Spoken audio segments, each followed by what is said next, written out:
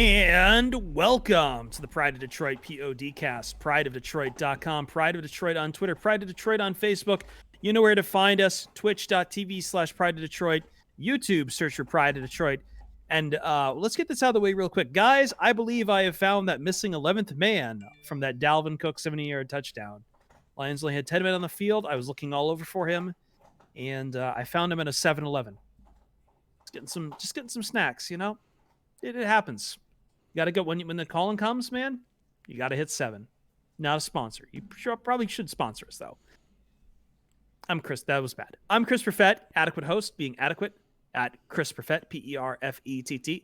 The man, if you're watching on Twitch, to my right, clearly not amused at all about any of this, is Jeremy Reisman, the fearless leader at Detroit Online. How's it going, Jeremy? Not well. Not great. If anyone hung around for our post-game show, I was a little bit angry during that post-game show. So since we're recording, I'm trying to be a little more professional, trying to rise my spirits a little bit. So I am going to eat this entire bowl of Halloween candy during this show, and hopefully it'll help my spirits. You're also wearing, I will note, the old Jim Bob Cooter for President shirt. Yes. Sell. Yes, and we'll get to why in a little bit. Oh, jeez. Wow. Well, we have the third man here with us, Ryan Matthews, at Ryan_POD. Ryan, I don't see any Butterfingers in his bowl.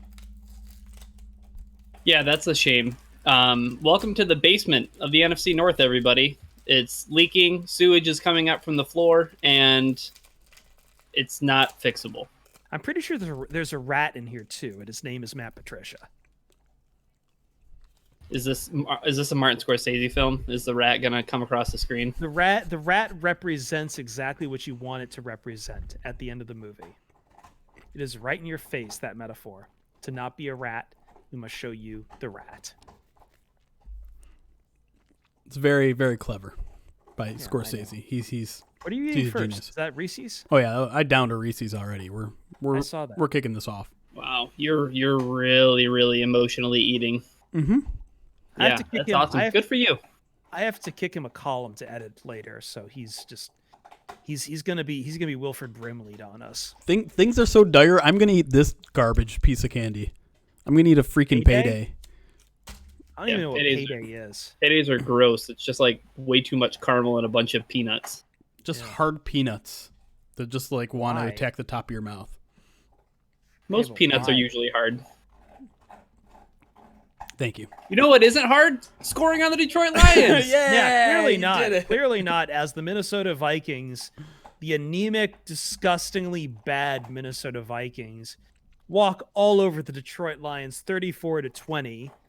Thanks, by the way, Chase Daniel, for that garbage time touchdown to make that score look a little more respectable than what it actually is. I'm just going to go out on a limb here. I'm going to have the blazing hot take. The Lions did not look good in this game. I know that's controversial for some people, but we're going to break it all down for you here over the next hour or so on the Pride of Detroit PODcast. I do not believe the Lions were good in this game. Hot takes. Some hard-hitting analysis there. Hard-hitting analysis. We're going to do our takeaways now on why we believe that is such a hot take. I'm sure both Ryan and Jeremy are lining up to shoot me down and tell me how it wasn't so. Let me tell you, though, first, and get all my sarcasm dripping like venom out of the way and say that the Lions are who we thought they were. Dennis Green. The Lions are who we thought they were for the entire year, and we were just in denial about it the entire time. And what this team is, outside of its denial, is not a serious football team. And you don't need to treat them like a serious football team. Because clearly, they don't want to be a serious football team. I don't know where that starts. I don't know if it starts with the coordinators, or Matt Patricia, or Matt Stafford, who did not have a good game. You can't really roll out the excuses for him when he throws back-to-back interceptions on drives, completely misreads coverage on one of them.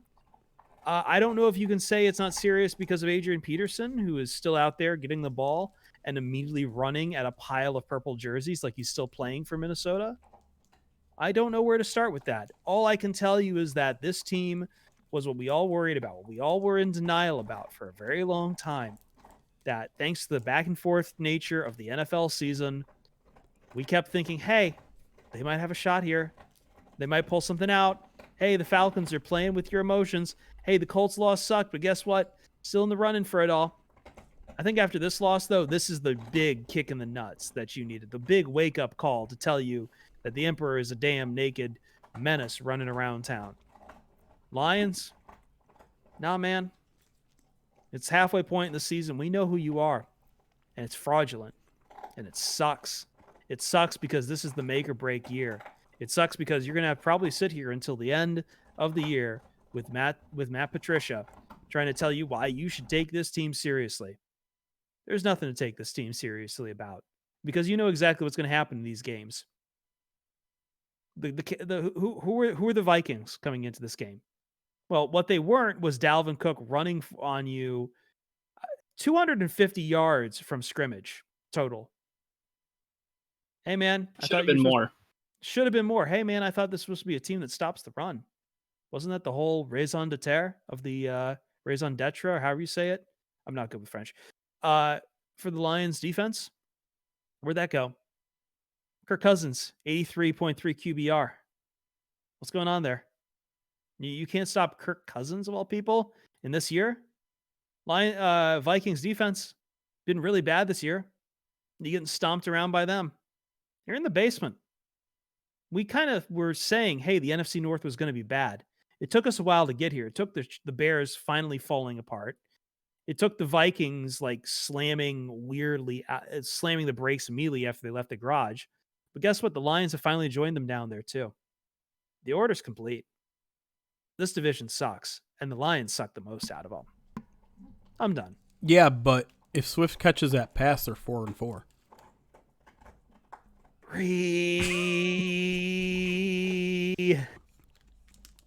You know, Jeremy, you held up that Hershey's bar right as Chris was talking about Adrian Peterson, and there's no better candy bar to describe Adrian Peterson. Probably Boring. Awesome in its heyday, in its prime. Imagine how awesome a milk chocolate bar was. In 2020, not that fun, not that cool, not that exciting, and also lacks vision. I mean, it's getting outrageously bad. Like the thing, my big takeaway from today though is I think that this might be the swan song for Matthew Stafford in Detroit, and I'm going to be really bummed out if this is the bitter end. If Matthew Stafford, the Reese's Take 5 of quarterbacks. I'm going to be really bummed out if this is his end in Detroit. If this is the way things end with Matthew Stafford in Detroit,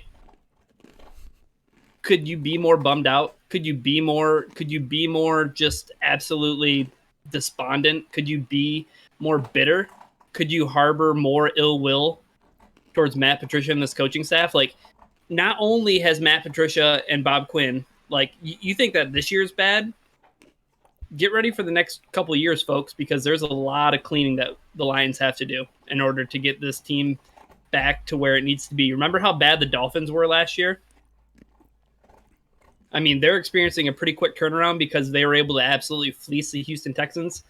I don't know what the Lions are going to be able to do, but I don't know if they're going to do it with Matthew Stafford. I don't know if keeping Matthew Stafford going forward makes sense for the Detroit Lions. I don't. And I think that this sucks. It sucks. It's the worst of all timelines. Do you believe?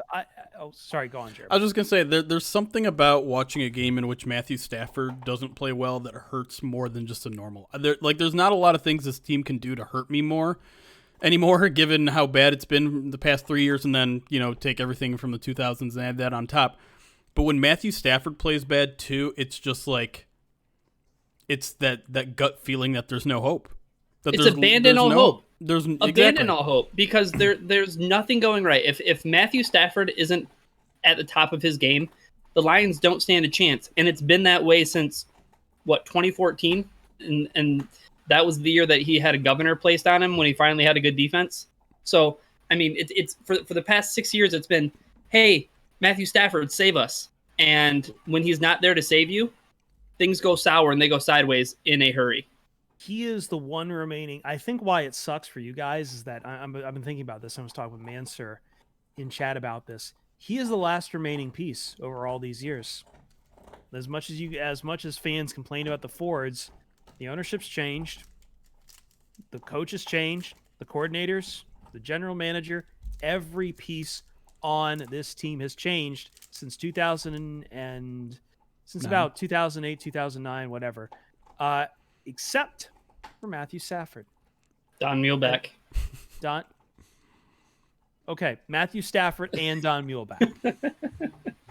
One of those guys is your rock. One of them probably should be your rock, but he's not. Instead, you're going to this other rock. I can't really encourage it. I can't really think about it as anything other than this was a really bad game for Stafford. He's so disappointing in this game. I don't know what to make of it, man. What I know I'm out of excuses for him too. I know it's going to come up that it's hey, he didn't get to practice this week. Cool. He's kind of part of the reason why you lost today, and that sucks. He was looking so good at one time.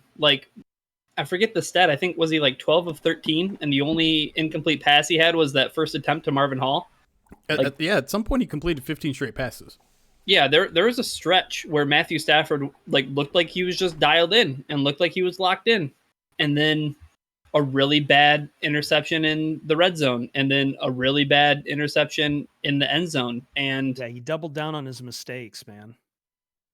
It hurt the Lions. And then to see him, go out with a concussion, and to see Chase Daniel come in, it was you know what? We were destined to see Chase Daniel in this game. Whether it was going to be COVID or a concussion. That's right. The Lions were definitely going to be led by Chase Daniel at some point. We saw how that went. Hi, Harrison. I told you he's ready. He looked ready. That's what mattered. He looked ready, Ryan. Do you doubt the man being ready? The most popular people in this town are supposed to be the Lions' backup quarterback and the backup goaltender for the Detroit Red Wings, and neither of those people are popular. And I don't even know if I can name who the backup goaltender for the Detroit Red Wings is. I can't even name the current starting one right now because I've been kind of dialed out. So it sucks. Stafford is big reason why you lost today. And look, I think good quarterbacks, when they make a mistake, they correct, return to the field, and do better. Stafford didn't do that. He's been it feels like sometimes his form has been regressing over multiple years. So I don't know what to do. I feel like we should go though to Jeremy. He has to give his takeaway as he's munching on a Milky Way. Yeah, my takeaway is just there's no point of return now for the coaching staff, and I know a lot of people had already gotten there weeks ago, and maybe I should have gotten there earlier. And last week I think I sat here and said, that Colts loss was bad, but it wasn't that bad. This was a disaster, 100%, and I put 90% of it on the coaches. They looked the game plan was god awful. The one thing that they do on defense, or claim to try to do on defense, is to take away their biggest weapon. And does anyone want me to read Dalvin Cook's stat line right now? Does anyone need me to read Dalvin Cook's stat line right now? I would prefer not to. Well, I'm going to do it anyways. 22 rushes for 206 yards, 2 touchdowns, and 2 catches for 46 yards. So you did a good job holding him below, just barely above 250 all-purpose yards and 2 touchdowns. Great job there. Offensively speaking, do you want me to pull up my own tweet? Because guess what? If you're watching on Twitch, I'm going to. Matthew freaking Stafford is playing in this game. The Vikings have 0 cornerbacks, and you attempt 1 pass 15 yards down the field. 1! And when did that happen, Ryan? Do you remember when it happened? I believe it was the very first play of the game. That's correct. And they decided, you know what? Matthew Stafford missed him by a couple yards. Let's just never try that again. It's not like Marvin Hall had two steps on that guy. Let's just never do that again. Nothing good happens when you go downfield. Instead, you know what? Let's just run the ball. You know what? This Vikings defense isn't very good stopping the run. We can get ourselves a good, 4 or 5 yards per carry. And guess what? Congratulations, Detroit Lions. You finished with 129 yards on the ground and 4.8 yards per carry. Great job. Now, where did Yeah, that get you? Oh, 20 points? And 7 of those were garbage time points? Great. Maybe we should reconsider what this team is all about and what this team is trying to do, because running the ball isn't doing the team a goddamn thing. Hey, I know what the team's doing well. What's that? Punt rush. Great. And that's not helping either. I don't even think that's on them. I think the Minnesota team is just bad. Yeah, I love watching the Lions take their most offensive potent weapons and deciding they need to throw. Excuse me if I'm screwing up this term. Screen passes out to receivers and running backs like 4 yards behind the line of scrimmage, and they immediately get tackled for a loss. That's all. That's cool. That's a great use of our weaponry there. Tell me why Danny Amendola is this team's best option, because it's not. Why is Quintus Cephas? Why is Marvin Hall? Why is Marvin Jones? When we're 3 quarters through this game, they have a total of 5 targets between them. Where's TJ Hawkinson? I mean, he's getting some targets. Hawkinson had 8 in this game? 8 targets, 5 catches. I caught the garbage touchdown. They don't have corners. They don't have corners. I know Marvin Jones doesn't get a lot of separation, but he's good. He's better than freaking 3-4 targets in a game. Marvin Hall beat his guy on the very first play of the game, and you don't go back to him until 3 or 4 quarters later. What are we doing with this team? What do we do? We get all of these wide receivers and tight ends and all these offensive weapons in the passing game, and you decide, you know what? No, let's hand it to a 35-year-old. Let's throw it to the 35-year-old 5 times. Why did Adrian Peterson get 5 targets and DeAndre Swift got 5 targets? DeAndre Johnson got, I believe, 3 targets in there too. Yeah, but Kerryon Johnson should be playing ahead of Adrian Peterson. It's not even close. Yeah. Adrian Peterson. Here's the thing that's also super frustrating. I think it goes to Jeremy's point too. I think we all bought in a little bit to the fool's gold that was last year, and we all said, "Hey, Matthew Stafford was playing like an MVP for the first half of the season. If he wouldn't have gotten injured and the Lions would have had him the second half, things would have been different." Let's see what things look like the next year. Matt Patricia finally got all of his guys. Jamie Collins, hey, great tackle on that 3rd and long where you should have had Dalvin Cook and he absolutely obliterated your ankles. Finally got Danny Shelton. Hey, nice penalty last week. And I didn't see you did anything worthwhile on film against the Vikings. No. Duron Harmon. Completely losing his composure. And a bad penalty. Patricia got all of his guys. He has Matthew Stafford. There are no more excuses anymore. He's got to go. And I hate calling for people's jobs, but it's just a necessary thing that has to happen for this franchise to move forward. Yeah, I hate to be the guy who needs to get fired guy, but do it whenever. It doesn't matter if you do it now because there's no saving this season. I don't care if you want to promote Braden Coombs or if you want to make Darrell Bevel the head coach, whatever. I don't care. That doesn't matter. But Matt Patricia cannot be your head coach next year, and Bob Quinn cannot be your general manager. At the very least, those two have to go. Yeah, at the very least, you've got to call it a change of scenery because it's not going to happen with these guys. In place of Penthouse or Doghouse, we prepared something new for you folks. Listening at home, we usually play Penthouse or Doghouse. We tell you who is stock up, who is stock down for some players. There's no such thing happening this week. Instead, we have a game called I'm Not Mad, I'm Disappointed. We're going to tell you more about that next on the Pride of Detroit PODcast as we keep breaking down this hellish turd of a game and, I believe, the twilight of the Patricia era, or at least the start of the twilight, because I think this is just going to get dragged on like a bad TV show that just keeps getting one more season. But he's not going to get one more season, just until the end of the year. We'll see, though. We'll be right back on the Pride of Detroit PODcast. Please tell me that Manser is trolling us, that Eric Ebron caught a game-winning touchdown. There's 2 minutes left in the game, so he's kind of trolling. No, I kind of extracted as a game-winning touchdown, but I didn't even see how much time was left. No, he did write game-winning touchdown. Oh. But it's not accurate. Go ahead touchdown is what he meant to say. Yeah, I believe in the 2-minute drill of Garrett Gilbert. Which candy is kindest to my teeth? Out of these, probably the Milky Way. Stomach feels like crap. By the way, this is the graveyard so far. Still got a Goodness lot to gracious, go. man. I can feel that. You're roiling not in my- eating all of that candy, Jeremy. I'm Put that doing in the it. kitchen. I'm No. doing it. No. You can't I stop can me. feel that. Oh, rolling what in my happened? gut. Oh, God. Sorry, guys. We didn't see that. I will. What? Didn't. I hit a wrong button. I'm sorry. We're fine. Everyone relax.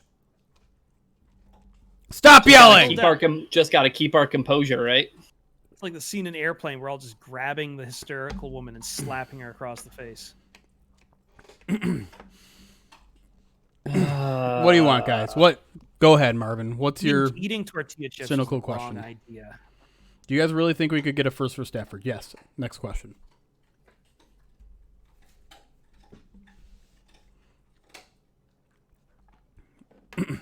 I don't know.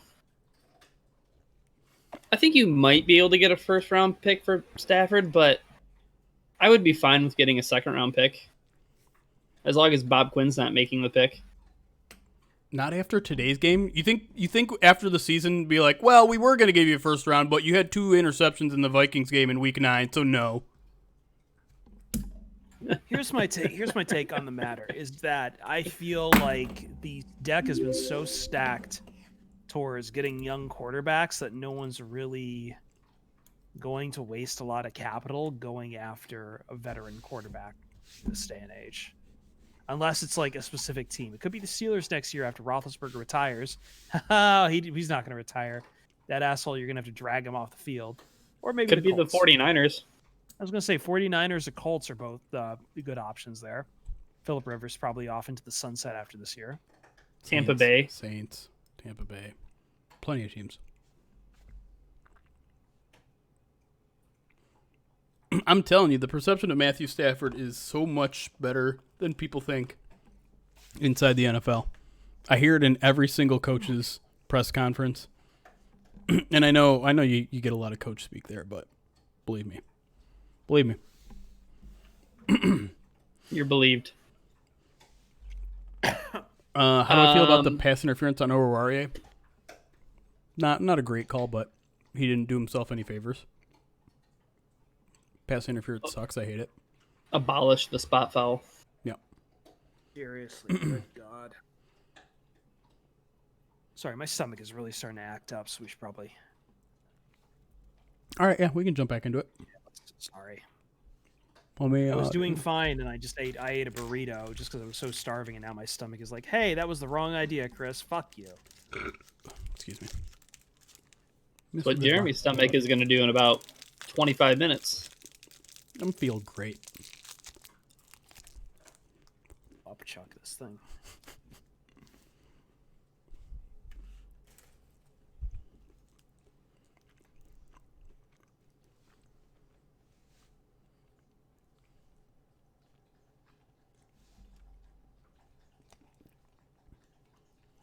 And welcome back to the Pride of Detroit POD as Doomsday continues in the city of Detroit as Lions fans quickly lose whatever shred of remaining hope they may have had for the Patricia year.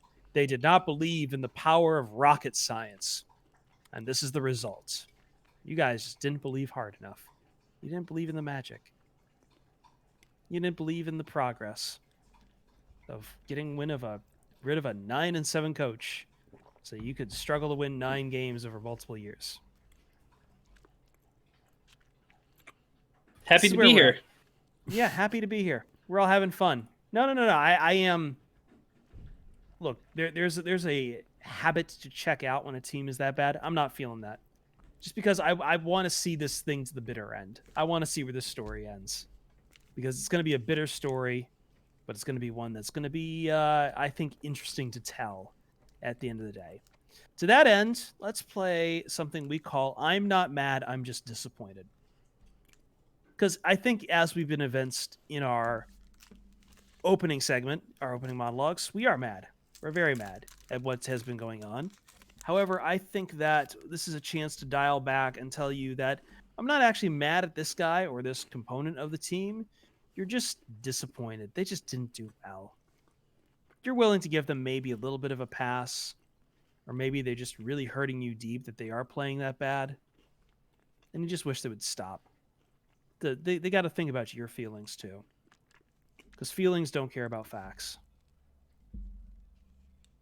and feelings are good. We like to feel feelings, don't we, Ryan? Not particularly, no. Well, okay. Not right now. I tried. All right, Jeremy, this is your idea. So why don't you start us off? Who are you not mad at, just really disappointed? Corey Unlin. I'm not mad at him because, let's be honest, it's not his defense that he's running. It's a Matt Patricia show. But I am disappointed that this team continues to trot out 10 guys on defense consistently. It's probably on him, at least a little bit there. He's in control of his guys. And it's unacceptable. And I mentioned this in our post-game show. In terms of issues with this team, running 10 guys out there for 3 plays amongst 120 in the past 2 weeks, not high in the priority list of biggest errors, biggest issues. Certainly the run defense has to be up there. Certainly the secondary has to be up there. Certainly the lack of linebackers have to be up there. Certainly the lack of pass rush has to be up there. Certainly the fact that they don't throw the ball on offense has to be up there. But I'm fucking sick of seeing it. I'm sorry. Like, you might have to put out a adult warning with this, but I'm not holding back in this podcast. Gamer word. You can't make this mistake more than once in a game, let alone 3 times in a matter of 2 weeks, and even really a 4th time on the blocked punt last week. So Corey Unlin, not mad. I might sound mad, and I might actually be mad, but I'm just gonna say to you, I'm disappointed. That's good. I am not mad, but I am very disappointed. And I've been coming to ossify this a little bit. I'm just disappointed in Jeff Okudah right now. I'm not mad at him. You're a rookie. I totally get it. You've been thrown to the wolves your first season in the NFL. And I think I'm seeing a lot of people already starting to write him off like he was Tease Tabor. Let me remind people of what Jeff Okudah was coming out of the draft. Jeff Okudah, there were some people saying you'd take him over Chase Young. That's what the kind of talent was around Jeff Okudah. That's the kind of talent the Detroit Lions were handed. That is the kind of talent that they were told, hey, develop this and this will be right. And it's the kind of talent that they threw out there and they shrugged their shoulders like, all right, do what you can out there. I worry that that'll hurt Jeff Okudah's progress. I worry because he is struggling like hell. And yet, I can't be mad at him because I know it's not his fault. He doesn't get to choose that. I'm just disappointed because this seems like the start of a bad start to a career. That's what it seems like to me. Other guys on this team, I am absolutely mad at. I'm not disappointed. I'm disappointed in them, but I'm also mad at them. In the case of Jeff Okudah, I'm not mad at him. The rest of the backfield, kind of mad at. Or Aurier, probably should know better. I don't know. But Okudah, man, I don't know, man.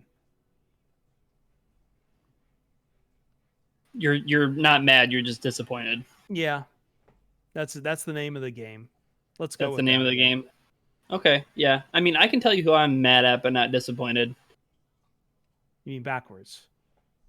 Well, I was just gonna flip it on its. I was gonna flip it on its head and say like who I'm mad at, but not disappointed. I was gonna say this is like the year where you kept saying you left your wife. Yeah. Instead of what the meme actually is my wife left me. You're right. just gonna flip things around regardless. You have no regard for given convention of how the English language works, despite being a teacher of English. Not me. That's not me. Okay. But okay. So who am I not mad at, but I'm disappointed in is Matt Prater. Mm. It's awesome when here's the thing with Matt Prater this year, right? Is he misses that field goal against Indy, and things start burning down. Like, people are losing their minds on Twitter. Matt Prater is such a huge problem. The Lions need to investigate the kicking issues, this, that, and the other thing. It wasn't a big deal. Like, Prater missed a field goal. Do you know that there's been times in his career where he's kicked 73% for a season, and he's kicked 76% for a season? That's not the norm, but Matt Prater has done that before, so this isn't necessarily uncharted territory. But today's kick definitely made me concerned because he's reverting back to where he was early on in his career, where he maybe wasn't as accurate as he eventually became. I mean, this is a guy who led the NFL in 2013 when he had a 96.2 field goal percentage.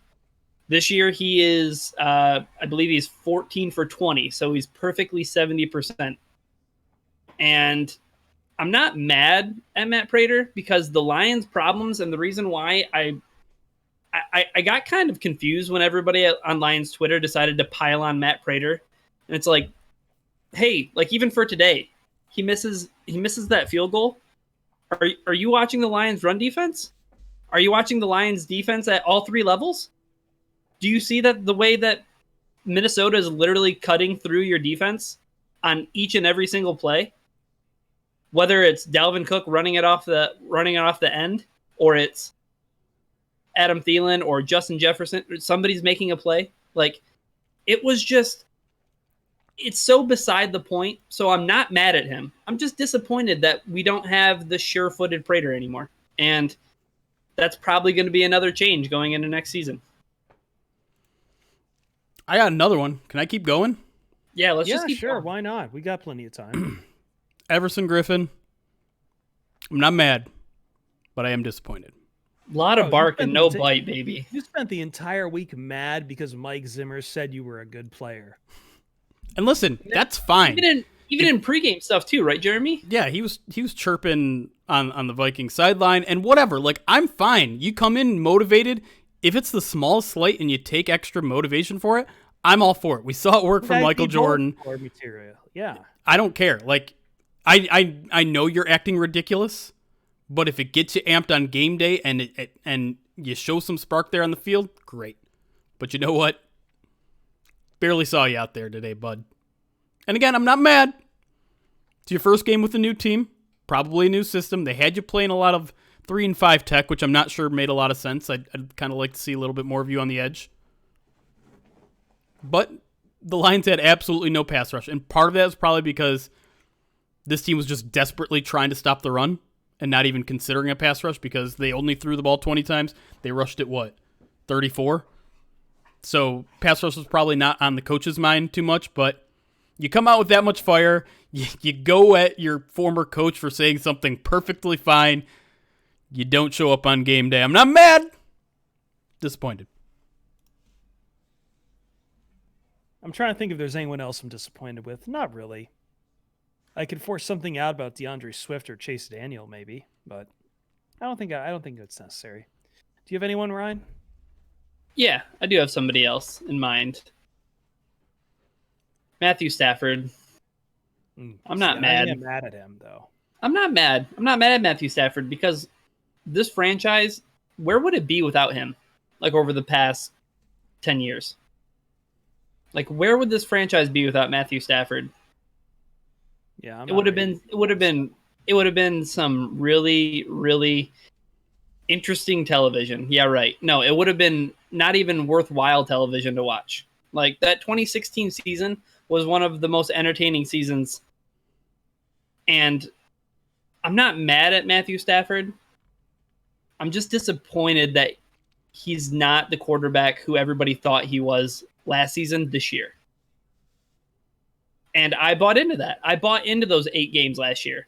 I bought into the fact that Kenny Galladay and Marvin Jones and a second-year TJ Hawkinson, Like, I bought into all that stuff. I bought into DeAndre Swift. I bought into this offense being the strength of this team. This team doesn't have a strength. We can make jokes and we can say it's special teams. And we can hang that banner if we'd like. But at this point, I'm just disappointed that the Lions are never going to accomplish anything with Matthew Stafford. That's the most disappointing thing, is that for all of the, terrible, crappy moments that he had to go through in Detroit, the losing seasons with Jim Schwartz, the injuries, all that stuff. Even, like, I talk about the 2016 season so much, but, like, tore ligaments in his throwing hand, still found a way to get out there and play. Like, this guy is a competitor in every sense. And it's so disappointing that he's never going to accomplish anything in Detroit. And I know there's the stupid Justin Verlander parallel. Yes, I will be objectively happy if Matthew Stafford goes somewhere else, if he goes somewhere else and experiences success. But I'm going to be so ticked off. I'm going to be happy for him, but I'm going to be ticked off that he's not wearing Honolulu blue. Like, yeah. I'll be mad. I don't want to see it happen. I don't want to see it happen. I want it for him, but I don't want to see it happen. Yeah. Once he takes us the Honolulu blue, I kind of stopped. Like, he's open fodder to me. So, speaking of which, I have one more I'm not mad at disappointed with. And that is Sheila Ford Hamp. I'm not mad because being mad at the owner is kind of a loser's prospect. They don't listen to you. They have no control over game day. But all I got to ask Sheila Ford Hamp is, as I'm sitting here disappointed, is what more do you got to see out of this general manager and coach? I'm assuming you're watching the games. What more do you got to see out of the Boston boys? What more do you got to see? That's the only question I got. I just want an answer to it.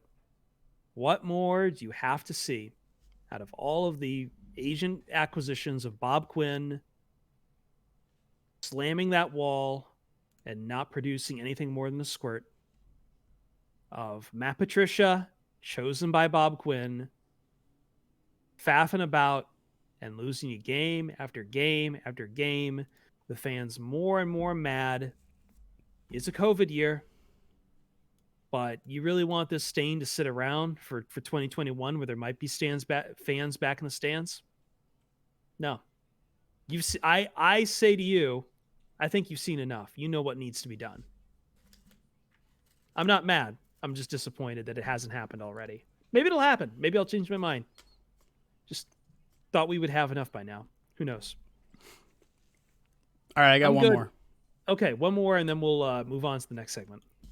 Last one. And again, this one might be where I eventually work myself up into being mad, but at this point, not mad. I'm just disappointed, Darrell Bevell. And I in the first segment, I went into everything about the passing game, but we got to talk about the situational football too. We got to talk about the 3rd and goal from the 1-yard line, where you have Adrian Peterson in the game. You don't have any wide receivers in the game. You telegraph again what you're going to do, and even you manage to mess that up even further by running a stretch play with Adrian Peterson to the outside, taking away the one thing he still has left, which is straight line speed and power. You say, you know what? No. Let's run him to the outside. Let's make it so that everyone on that Vikings defense can beat him to the edge. Let's talk about a 3rd and 1. You go to Danny Amendola on 2nd down, he drops it. You go and basically run the exact same play, he's not open, nothing. What are you doing here? What is this team good at? When it's in a money situation like that, why are we giving the ball to the worst players on the team? You got a DeAndre Swift. You got a TJ Hawkinson. You got Marvin Jones, who has 3 touchdowns in 2 games. And you're giving it to Danny Amendola and freaking Adrian Peterson? Is there like an AARP discount on this team? What's happening? Why? I Lions truly are think, a gold. No. I was going to say, I truly think that Darrell Bevell maybe was just having some like flashbacks. I think maybe he thought that he was like in Minnesota and he had the Adrian Peterson that he could run like stretch and outside zone plays with. But yeah, that one play call, Jeremy, was so bad. Like, it was so telegraphed. Like, I remember just looking at it and saying, like, this is going to be a run play for Adrian Peterson, and the Vikings are going to stop it, and the Lions are going to be stuck. I mean, like, 3rd and 1 there. If you want to run Adrian Peterson up the middle, fine. Worst thing that happens there is he doesn't get any yards, and then maybe you try it again on 4th down, and we're all happy. That's great. But you run it to the edge. What are you doing? What are you doing? So it turns out I am mad. Sorry. I'm not disappointed. I'm mad at you, Daryl Bevel. I'm mad. No, I do agree that the Lions are probably the equivalent of a golden corral right now. And I think the chocolate fountain is broke. Not the chocolate fountain in front of Jeremy's hands right now. I might have a chocolate fountain coming this way pretty soon, to be honest. I haven't eaten a piece of candy in about 10 minutes because I've eaten 10 already. Wow. Inappropriate. For that, we will punish Jeremy by taking a break. And when we come back, the final capstone on this crappy POD cast, see what I did there? We're going to talk about the coaching staff and what happens next, what we want to see happen next. I think is the right way to go about it, because we are 3 losers with no real power what to speak of, but we have the voices of you, the fan, to think of. So we'll be right back and take care of that on the Pride of Detroit POD cast. Is the podcast crappy, or are the things we're talking about on the podcast crappy? I'm just confused by the use of the adjective. Yes. Got it. You've been summoned. Twice. I'm sorry, chat. I apologize if it looked like I'm dozing off. I'm finally hitting my 5th wall of the day, and my stomach is starting to flip because of the burrito I just ate. I should never eat. Eating just brings bad things to me. My stomach hurts every time I eat. I think you should eat. That's my hot take. I think Well, at I did times you eat, should eat Jeremy. maybe like 2 or 3 times a day. I did eat, Jeremy, and now I feel like shit, and I feel like I need to throw up. Well, how often when you don't eat do you feel like shit? Because I feel like most people, that's just 2020. I mean, that's my entire life, but... All right, so why are you making the connection to eating? Because now it feels like I feel shitty, and also that there's a hand grabbing my gut. You should try biting your dog. It feels better that way. Does it give you nutritional value? What? No. Zazu bites back. He does. Is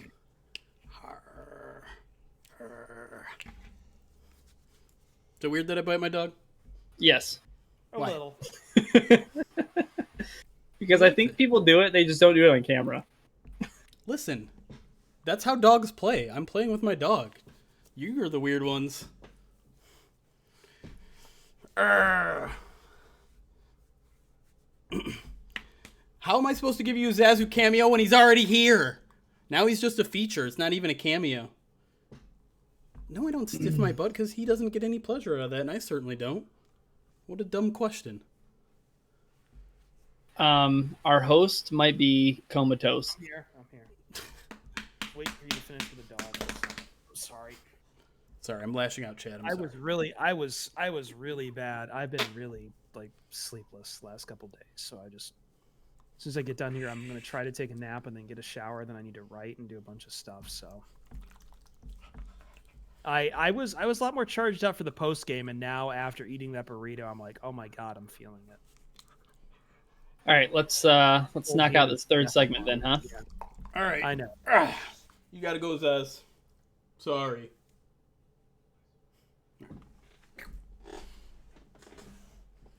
You guys just got to put up with Ruby in the background here. I'm not going to go get him. He didn't like the cameo last time. He's just, yep, there it is. Beady eyes. He sees me talking about him. Christ, I can't imagine all that up. I gotta eat one more. At least. Okay. I got about 9 left. I'm going to go fall asleep in the shower after this.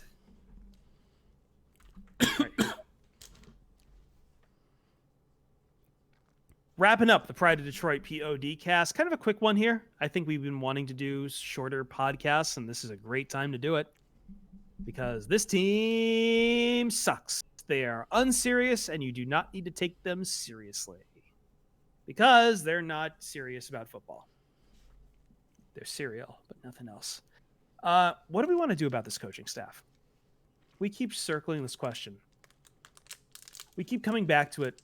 We ping-ponged a few times, but I think, Jeremy, this ball is finally in the proper dang court. And that is the Lions ain't going nowhere fast.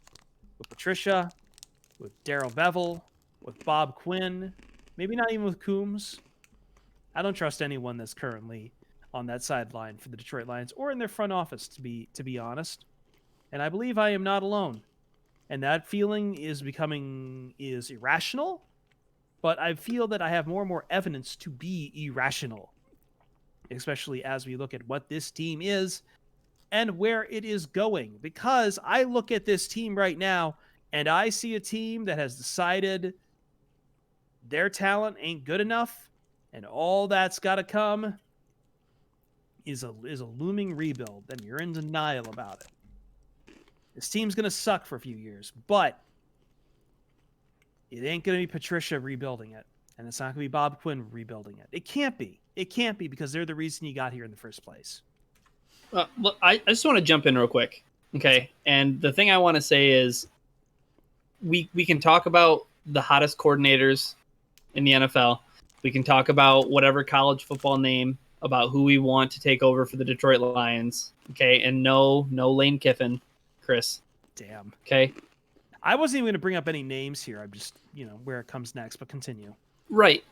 I think with where we need to be is exactly where you said. And I think Lions fans just need to be accepting of the next couple of years.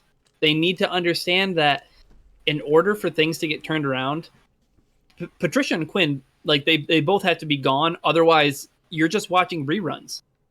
You're literally doing the thing you do before you fall asleep, where you're turning on the same Netflix show and you're watching it until you go to bed because it's comforting. It's fine. I did it with Frasier for about a year and a half, and then they took it away from me. Okay, but yeah, sometimes I did it with 2 years with Law and Order SVU on USA. Like, great for insomnia. Great. You know what? Detroit Lions football, great for insomnia. You know what I mean? Like, the thing is it needs to change. And if it doesn't change, then you're going to be stuck in a rut, and you're going to be stuck spinning your wheels, trying to convince not only yourself, but they're trying to convince you that they are the right people for the job. They're not. It's not Bob Quinn. It's not Matt Patricia anymore. It needs to be somebody else. It needs to be a different voice in the locker room. And quite frankly, it needs to be different personnel. Yeah. I mean, I already said, I'd kind of reached my boiling point here with the coaching staff, and there's no coming back. Before I had said, we're not even halfway to the season. Maybe we should all just take 5. But I'm not there anymore. I'm not there anymore. I'm at a point, and we've had this discussion already in the past, like, do we want it to happen now? Do we want it to happen later? Does it even matter? I say, you know what? Let's just send them on their Milky Way. I see what he did there. Did you see what he did there, Ryan? I don't think you saw what he did there. It was very clever. I ate a Milky Way. I ate a Milky Way. You are terrible. Jesus Christ. I can't do this with you two.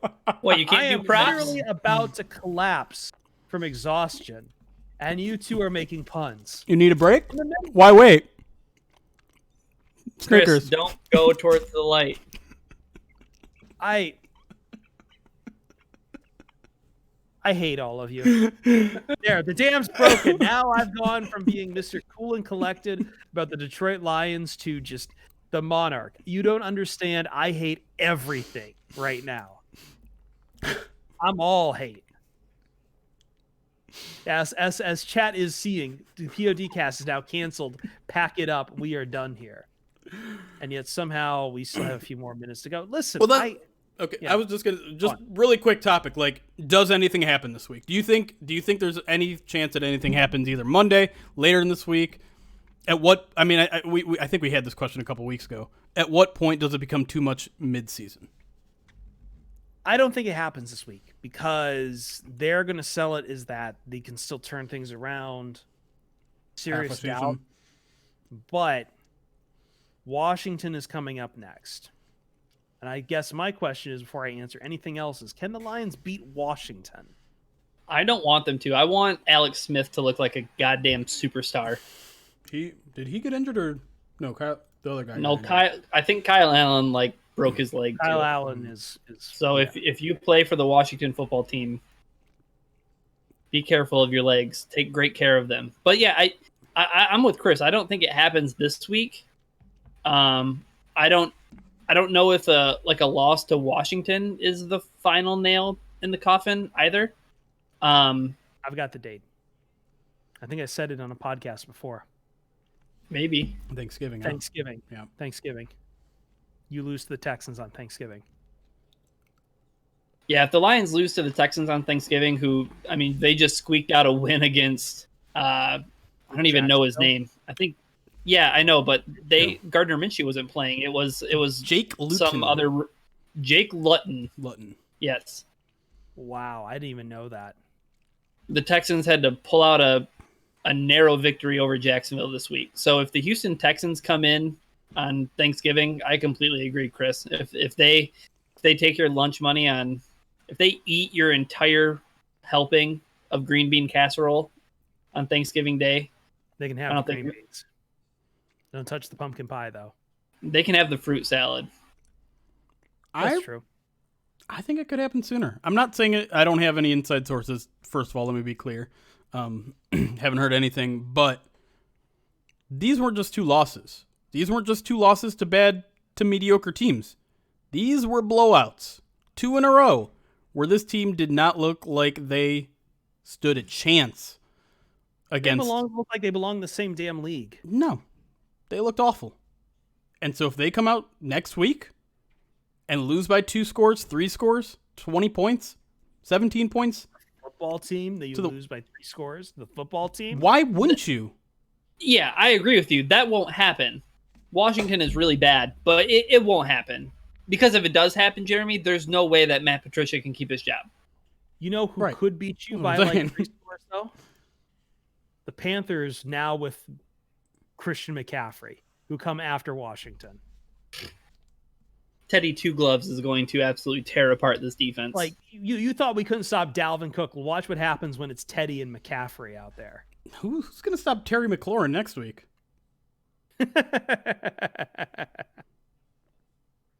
going to stop Deshaun Watson on Thanksgiving? All right, so, yeah. Matt Patricia could get the boot this season. And it could happen as soon as maybe next week if he has a really bad showing against Washington. But if you fire him, you fire Bob Quinn too, right? Yep. Yes. They're a package deal. I started off this podcast not really thinking about the benefits to doing that in the middle of the season. But you know what? The reason why I wasn't thinking there are a lot of benefits to firing Matt Patricia is because who on staff do you want to, take over for him? And then B, I didn't think about how those two are tied together.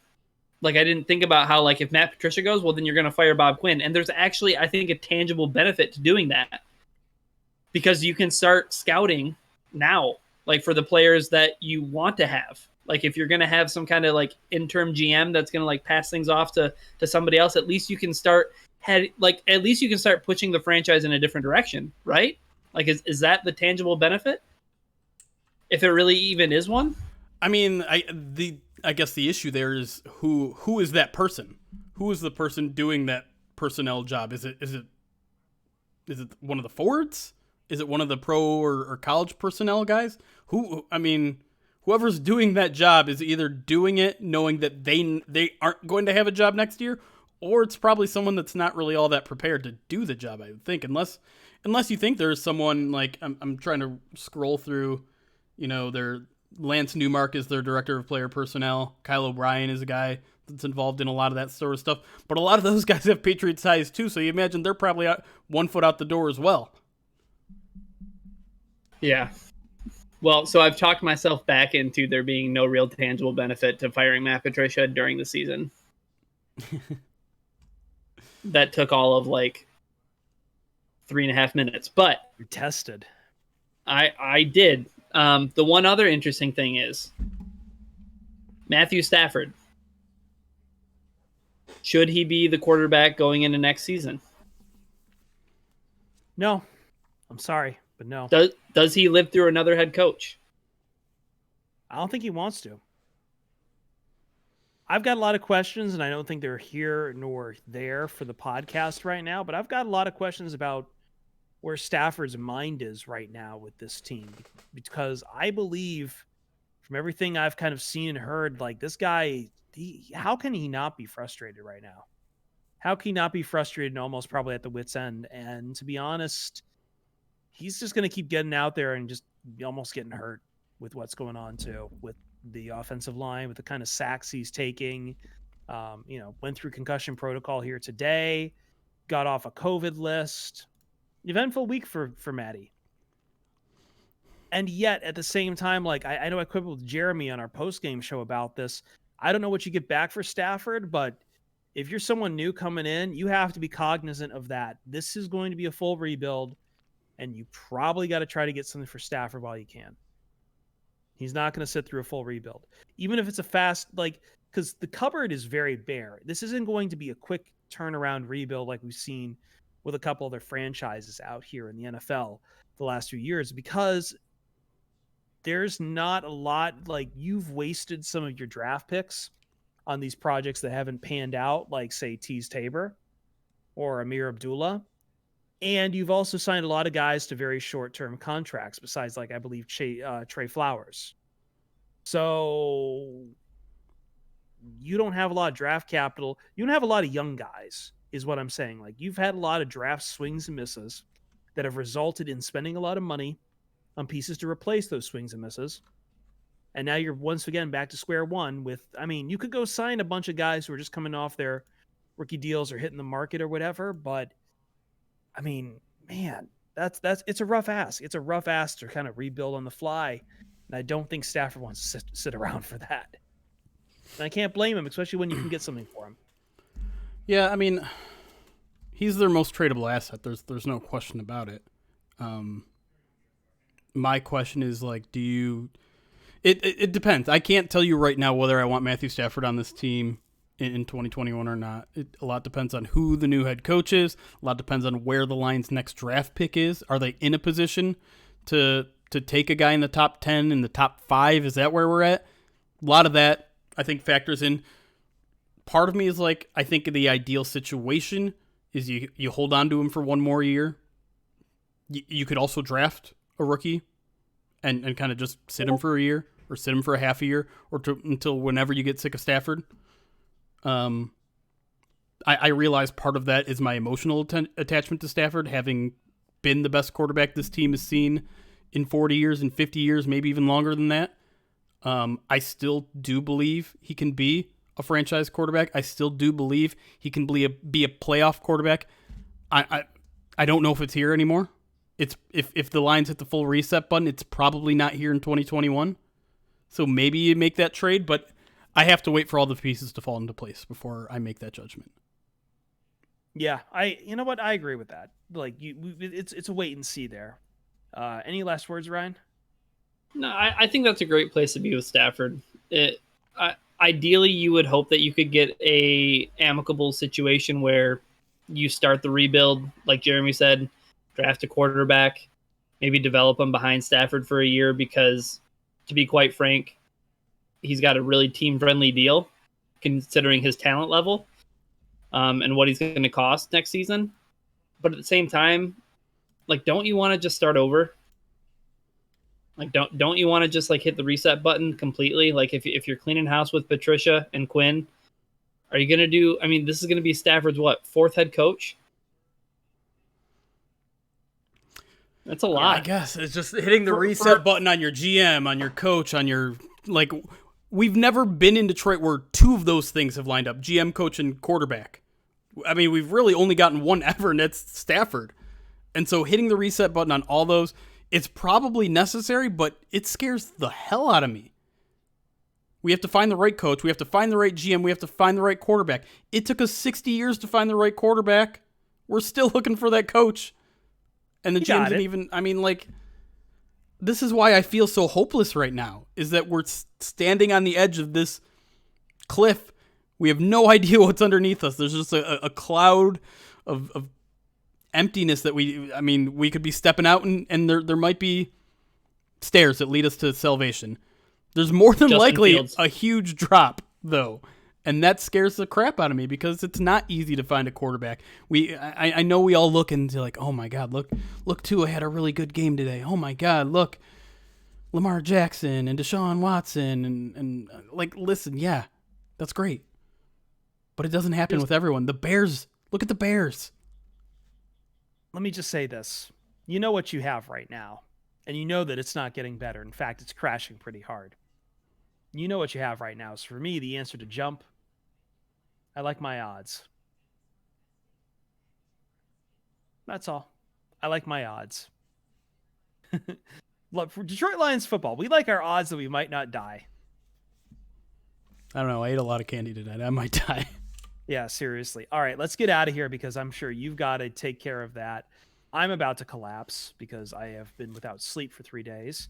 And Ryan is busy. Because he's a busy man. Yeah. Can I say one last thing? What's up? And this is just for Lions fans. I understand that it's so annoying to hear either us or to hear other people say, like, well, you just got to be patient. Like, that's what we've been doing with Matt Patricia for the past couple of years. You just got to be patient. You got to wait for everything to align, right? With Jim Caldwell, it was, you just got to be patient. Like, eventually one of these years we'll be in the playoffs and the Lions will win a playoff game. And now you have, three of us blowhards just talking about, like, you're going to have to be patient for a little bit longer. But that's just necessary. It's required. It sucks. It's going to be long, but, like, I think the goal of this podcast, like, moving forward for the rest of the season, is trying to find the bright spots of what might work in the future, because you gotta look forward to something. Like, today with the Lions game, like, I lost my patience. Like, I tuned out. I didn't even watch any of the fourth quarter because I knew this game was over. Right? It was such a beautiful day outside. There's so many other things you can be doing on a Sunday. But, like, you have to be optimistic, and you have to take a look at what the Lions have that is transferable. Leave all of the dead weight, Matt Patricia, Bob Quinn, all that stuff in the past. But you got to find something to root for this season. I think my pledge is that I need to find the funny in it. And I know Jeremy and I had it out because he doesn't see anything funny about this. I kind of do. Maybe that's been my way of coping with the Lions' failures for about 10 years now.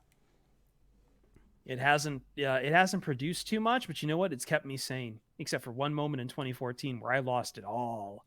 And I raged for a good long week. We haven't been doing a lot of funny this year. I think we do need to find that here. I'm going to go find the funny while I'm also looking for the 11th man that skipped out on that Dalvin Cook 70-yard running touchdown. We'll find it somewhere. And I'll probably post more Jim Caldwell memes along the way. But I think the inclination is, hey, let's just check out and come back when they're good. I don't know, man. If you're really a fan of this team, like, you'll watch them regardless, and you'll just cope. It's just what it is. If you like watching the team, you like watching the team. If you want to go do something else, that's on you. For me, I'm telling you, I like watching this team, even when they suck, even when it gets me down, because at the very least, I can extract some sort of self-deprecating humor out of it. And you know what? That's worth all the steps along the way. It's actually not, but, it justifies itself that I'm just not wasting my time.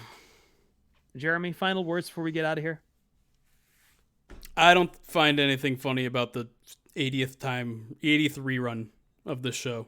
I'm ready for it to be gone. I'm ready for this show to be canceled. Please don't cancel podcast. We'll see. What are you doing? No, stop. No, no. Oh, God. See you, Starside.